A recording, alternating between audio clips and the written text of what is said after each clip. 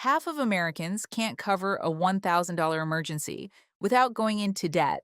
Today, I'm going to show you exactly which 9 financial milestones you need to hit before you turn 40, because these milestones aren't about hitting a specific dollar amount at a specific age.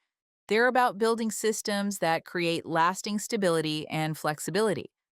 I've spent more than 30 years running finance inside a multinational company, and I've watched firsthand exactly how these milestones change people's lives.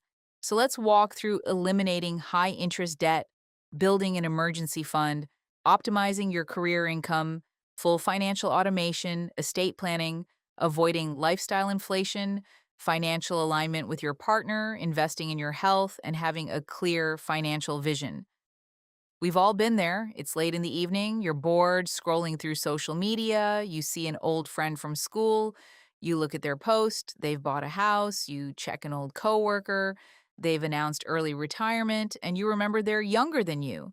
They've shared hitting a net worth milestone that feels miles away from where you actually stand financially. So you do some rough math, you count the years until you turn 40. You wonder what you've missed, why you're behind, what path got them here? Here's what's actually happening. Social media is flooded with these status updates. Own a home by 30, have $1 million by 35, achieve early retirement by 45. These numbers look impressive, but they're disconnected from how real financial freedom is actually built. They're not designed to help you build the life you actually want. They seem designed to make you feel inadequate and behind. What matters isn't hitting specific dollar amounts at arbitrary ages. The goal is building systems that create lasting, compounding stability and flexibility. Financial freedom is about reaching milestones that fundamentally change your relationship with money. Regardless of your income level or your starting age, if you haven't turned 40 yet, these milestones will be your roadmap. If you've passed 40 and haven't hit these targets, you're not behind. You're simply moving without clear, planned goals. By the end of this, you'll know exactly what to focus on and what to stop worrying about either way. The first milestone and the foundation, everything else gets built on, is having zero high interest debt. We're not talking about being completely debt free. Zero high interest debt means anything above 6 or 7%. Personal loans, credit cards, car loans at inflated rates, these are actively working against you around the clock. Eliminating high interest debt isn't just about saving on interest payments. Carrying a $10,000 card balance at 22% annual interest costs you over $2,000 a year. In interest alone, that money could have been compounding for you instead of disappearing into interest. And high interest debt creates a psychological weight beyond the numbers that affects every financial decision you make. It's like an anchor. A ship drags while trying to reach the harbor. It forces you to stay in jobs you hate because you can't risk leaving. It turns emergencies into disasters because you have zero cushion. The average American carries over $6,000 in credit card debt. And if you're within that average, you're probably paying close to $1,500 a year in interest just to finance purchases you've long since forgotten making. Here's the plan you need to follow. List every debt you have along with the balance and interest rate. Focus on the highest interest rate first, because that's what costs you the most. That's called the avalanche method. Or if the size of the balance is killing your motivation and you need a psychological boost, focus on the smallest balances first. That's the snowball method. Both work. What doesn't work is making minimum payments indefinitely and hoping the problem solves itself. Before you can start saving, you have to redirect wasted resources into a pool that actually builds something. Paying off credit card debt obviously isn't something you'll be posting about on social media, but it's the first step in this entire sequence of milestones. The second milestone is building an emergency fund. This is what protects the entire system you're building. It answers the question of how long you could sustain your life. If you lost your job tomorrow, it should cover at least 3 to 6 months, though I'd recommend pushing that to 6 to 12 months. Emergencies, unfortunately, tend to arrive in clusters. Job loss can trigger health problems or coincide with family issues. An emergency fund that felt adequate a few months ago can suddenly stop being enough. Calculate your essential monthly expenses: rent, bills, mortgage, food, transportation, insurance, minimum debt payments. Take that total and multiply it by at least 6. That's your target. Put it into a savings account earning 4 to 5% in 2026. Don't let it sit idle in a zero interest checking account.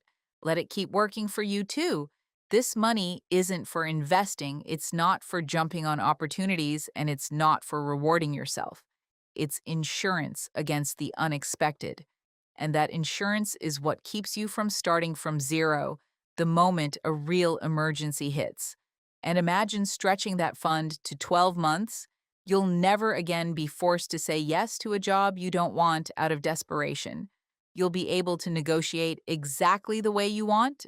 And remember, half of Americans can't cover a $1,000 emergency without borrowing. Don't be part of that half. The third milestone is maximizing your career income, and this changes your entire financial trajectory. It's not stock picking, not crypto, not real estate strategy. Your income is your single most powerful wealth building tool, and optimizing it changes every other piece of the puzzle. From age 25 to 40, you should be earning more every single year than the year before, not just from cost of living raises, but from growing skills, promotions, and rising market value. If your income has stayed flat for years, despite gaining experience, something is off, either with your career path, the way you negotiate, or your reluctance to switch employers. The average American income in their 40s is roughly $69,000 to $70,000. If you're significantly below that, this milestone deserves serious attention. Here's what career optimization actually requires. Don't just be adequate at your job, be genuinely excellent. People who rise quickly are the people their employers cannot afford to lose. They don't just do their job, they make themselves indispensable through relationships and expertise. Negotiate your salary every single year. Most people wonder why their income has stalled while continuing to accept whatever they're offered. Raises you don't ask for are money you'll never see again. Ask yourself honestly whether your current path is actually taking you where you want to go. If you're in the same job, the same rank, and roughly the same salary for years, that's not stability, that's stagnation. Prepare data on your contributions, research market rates for your role, and make a professional case. Even small percentage increases compound dramatically over a career. Sometimes the biggest income jumps come from switching employers or entire industries. The difference between earning $50,000 and $70,000 a year is $20,000 annually invested over 20 years at average market returns. That gap turns into well over $1 million. Career optimization isn't just about your lifestyle today, it's about the compounding effect of higher income over decades. The fourth milestone is full financial automation because investing shouldn't depend on your willpower. You shouldn't have to make a decision about it every single month. It should be as automatic and consistent as breathing. The secret to building wealth isn't finding the hot stock. It's boring, diversified, consistent contributions sustained over long periods. What people who built wealth through investing actually did was set up automatic transfers years ago and let compound growth do the work. Here's your sample automation plan. Direct at least 10 to 15% of your income into retirement accounts. Set those transfers to happen automatically from your bank account every single month. In 2026, the 401k contribution limit is $24,500. The Roth IRA limit is $7,000. Contribute as much as you can toward both and increase your rate by 1% every year. The beauty of automation is that it doesn't require you to be disciplined every month. You don't have to resist the temptation to spend money that should be invested. Your only job is living on whatever's left after the automatic transfers happen. By 40, your retirement accounts should hold at least 3 times your annual salary. If you earn $70,000, that means $210,000 invested. That gives you 25 years of compound growth. Plenty of time for that money to multiply several times over. The fifth milestone is basic estate and legacy planning. To protect your family and clarify your priorities, I know it doesn't sound exciting. You might think it's for the elderly or the wealthy. It's neither. A will doesn't need to be complicated. At minimum, it specifies who your assets go to, who handles your affairs, and who takes care of your minor children if something happens to you. It names who can make financial decisions on your behalf. If you become incapacitated, dying without a will means the state decides based on default rules that may not match what you actually wanted. This is about making sure the people you love don't have to fight through legal complexity during the hardest moments of their lives. Think about it this way: if you died without a will, your grieving family would have to go to court just to manage your affairs. They might not know where your accounts are, they might not have access to your passwords, they might disagree about what you would have wanted. The state could appoint someone you never would have chosen to manage your estate. None of that is what you want for the people you love. 15 minutes of planning prevents chaos that could otherwise last for years. The sixth milestone is shaping your daily life to avoid lifestyle inflation. This is where most people unknowingly sabotage themselves. Income grows and expenses grow right along with it. Every raise funds a slightly nicer house, a better car, slightly more expensive hobbies. The gap between income and spending stays exactly the same. While both grow, someone earning $200,000 feels just as squeezed as they did earning $80,000. They're not saving more, they're simply consuming at a higher level while staying exactly as financially fragile as they've always been. Millionaires who've actually been studied consistently share one trait: they don't spend like millionaires, no matter how much their income grows. They live below their means. They drive Toyotas and Hondas. They live in modest homes. They build wealth precisely because they don't feel obligated to display it. Here's the math that should genuinely alarm you. Someone earning $200,000 who saves 10% builds $20,000 in wealth annually. Someone earning $80,000 who saves 30% builds $24,000 in wealth annually. The lower earner builds wealth faster because they resisted lifestyle inflation. When your income rises, celebrate briefly, then direct most of that increase towards savings and investments. This doesn't mean living in deprivation. Spend generously on what genuinely matters to you. Refuse to spend on what doesn't. That clarity about what actually matters to you is your personal no list. The seventh milestone is financial alignment with your partner, and this applies to anyone in a relationship. Money is one of the leading causes of relationship conflict and divorce. Most couples don't discuss their finances until there's a problem, and by then positions have hardened and resentment has built up. If you're in a relationship, financial alignment is as important a milestone as any account balance. It means both partners fully understand everything: income, expenses, debt, investments, goals.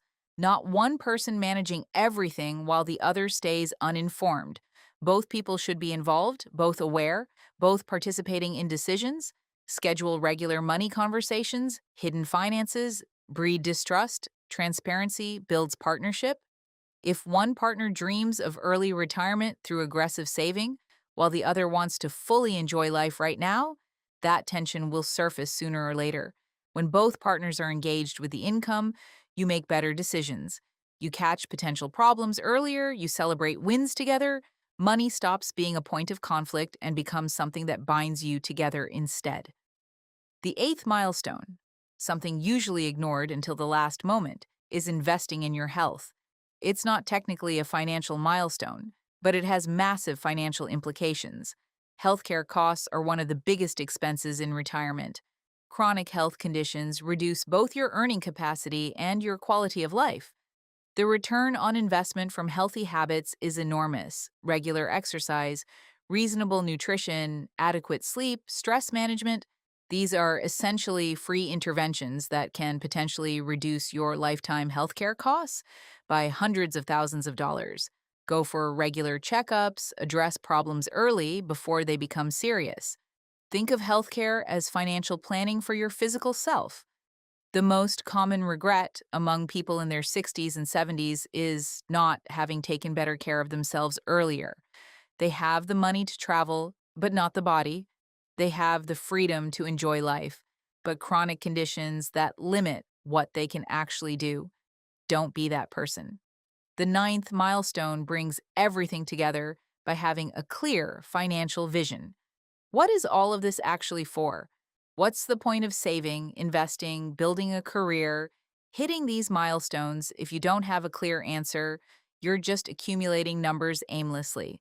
Your financial vision is the life you're trying to build, not a dollar amount, a life. What does freedom actually look like for you? What would you do with your time if money weren't a constraint? Some people want to retire early and travel to enjoy it. Some want to help their kids avoid student debt. Some want to give generously to causes they believe in.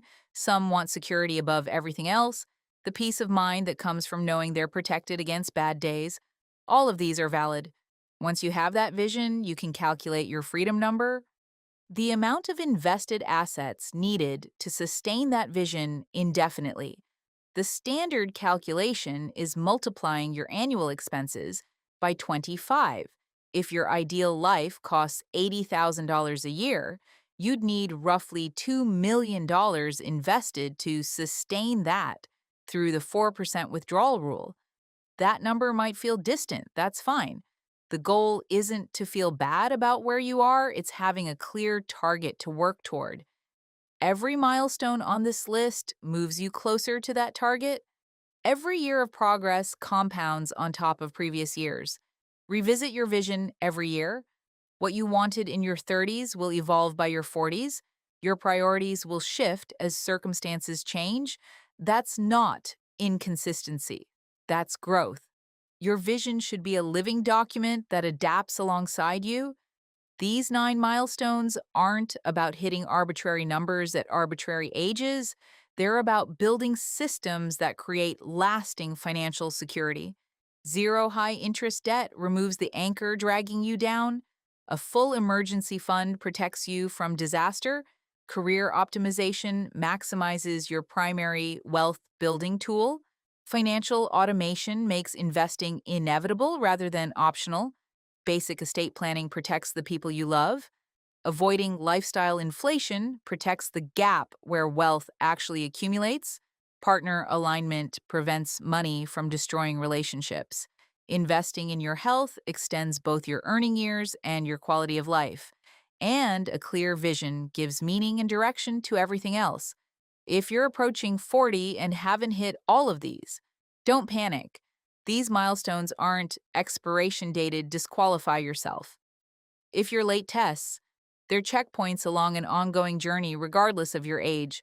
Someone starting at 45 with clear goals builds more wealth than someone drifting aimlessly from 25 to 65. What matters is moving forward with intention. Pick whichever milestone you're furthest from and focus there first. Build momentum with small wins. Let progress compound because here's the truth. Turning 40 isn't a deadline. The question is whether you're on a clear path, whether you're making consistent progress, whether you're building systems that actually serve you. Most people spend their 30s hoping things work out. The people who build real security spend their 30s making sure things work out. Now you have a map for your path. The only question left is whether you'll actually follow it consistently. I look forward to your questions in the comments. I read every single one of them. Don't forget to subscribe and turn on notifications. See you in the next video.